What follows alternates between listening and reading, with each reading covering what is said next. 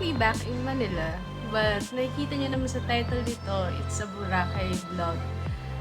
I spent my one whole week in Boracay for my birthday, and I just realized upon checking the videos and editing right here na wala pala akong intro.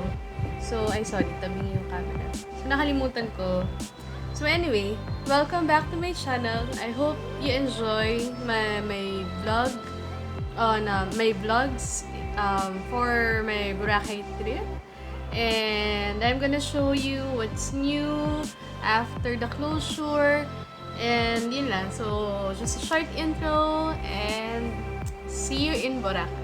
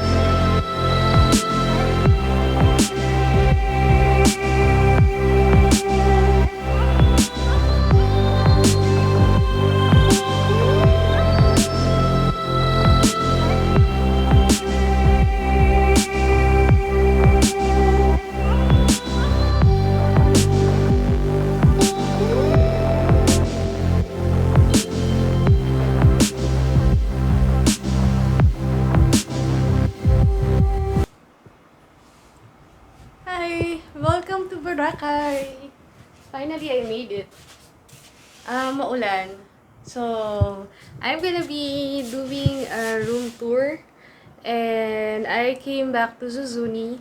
Ito yung last kong pinagstayan in 2017 and it has become my favorite. Kasi maganda yung room, beachfront, very accessible sa lahat ng pwede mong puntahan. So, it's at Station 1. And, tingnan mo naman, ayun na yung dagat. So, I'm staying at a different room right now. So, sige, I will show you this room. I think ito yung beachfront room. Ito yung dapat i-book ko before, kaso nagka-overbooking. So, they put me in the more expensive room. I forgot the name. That's bigger.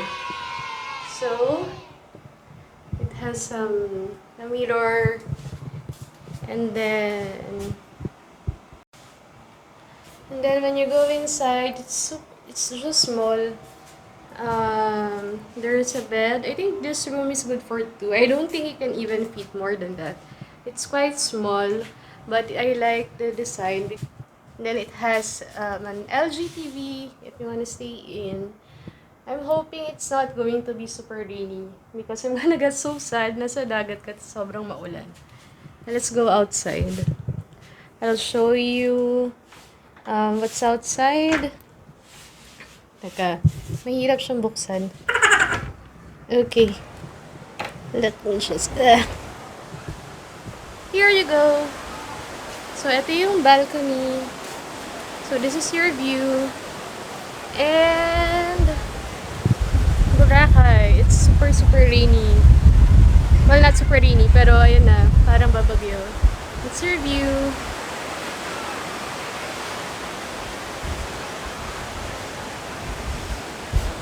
Diba? So, yan, if you want to chill here, eat, or something, have your morning coffee, perfect siya. Let me show you the bathroom. There is some adjacent door.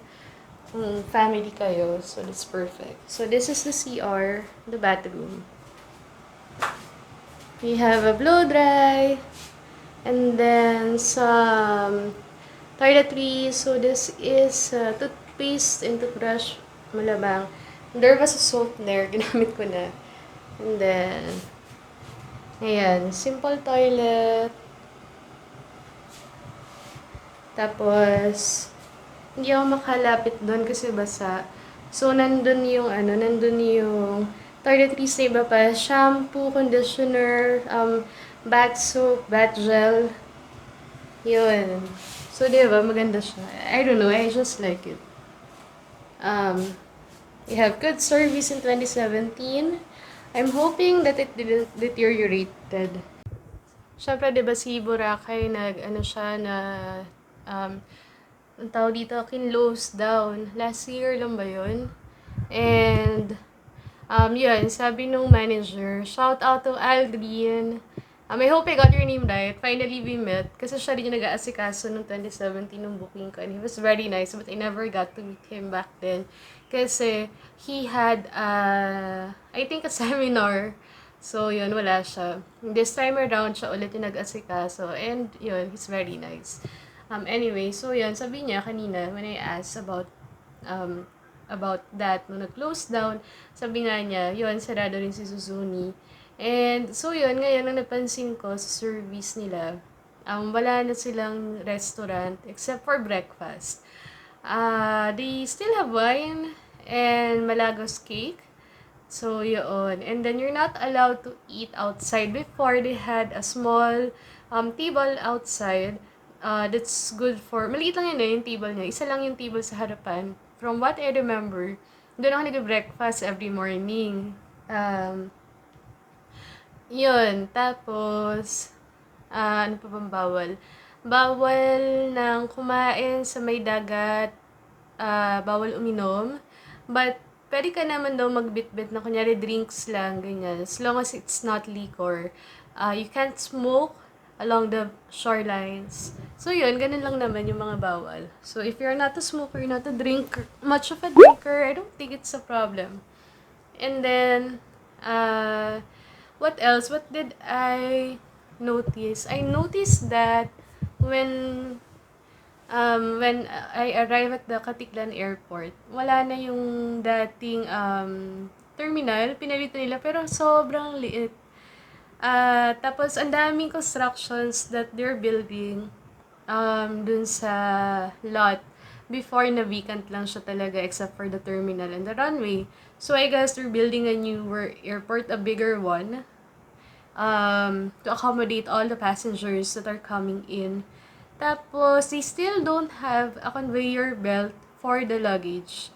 So, yun yung napansin ko na sana nilagyan na rin nila. Siguro sa susunod lalagyan din nila yan. Kasi nga, very, touristy tong place, di ba?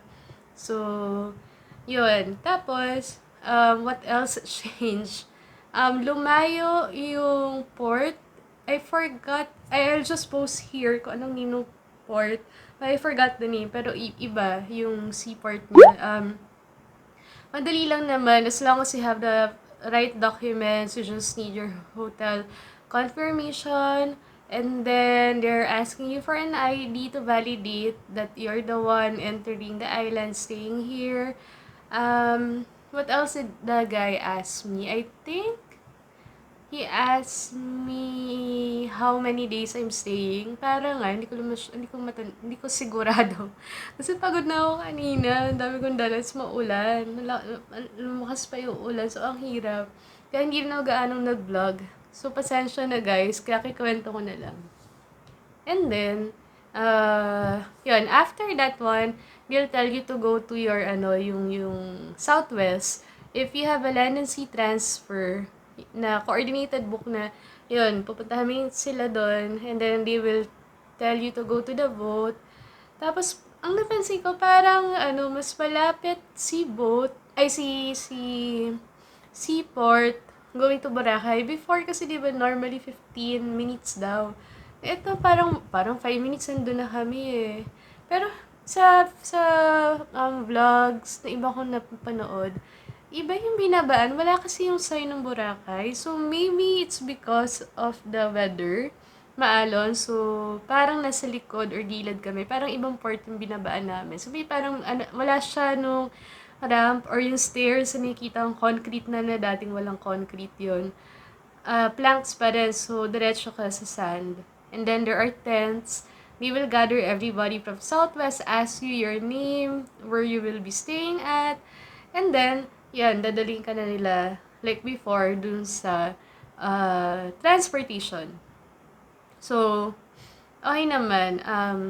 Mabilis lang. It's easy. It's just a bit harassing because of the weather. And medyo marami na rin namang tao. Although, yung plane na sinasakyan ko wasn't that book. But anyway, yun. Tapos ano pa napansin ko, the roads are wider, but it's not yet finished. Not everything is finished. The buildings or the resorts, not everything back then are open or still open. And then, maraming construction na bago. In a span of 2 years, maraming na bago. Yun. So, I will be here for, 6 days. And this is my birthday treat to myself.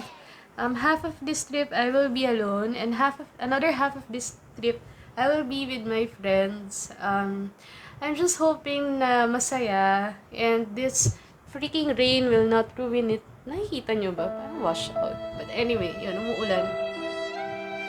Sabi nung manager here, kahapon lang daw nag-start. But I know for a fact na wala na yung yung bagyo, umalis na. So, please don't ruin my birthday.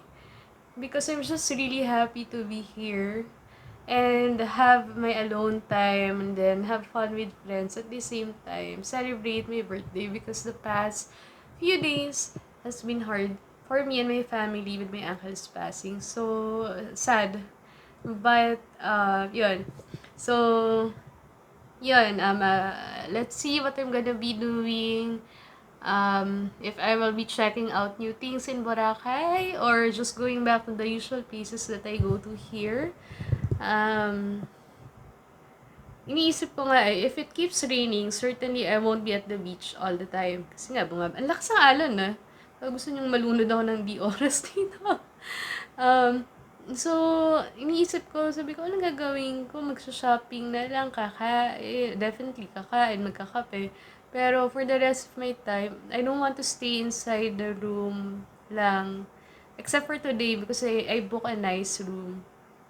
This is a free room nga pala because I have a GC from them when they had an overbooking before. So, naalala ko lang, I decided to use it. So, tomorrow and the rest of my stay, I will be transferring to a smaller, cheaper room.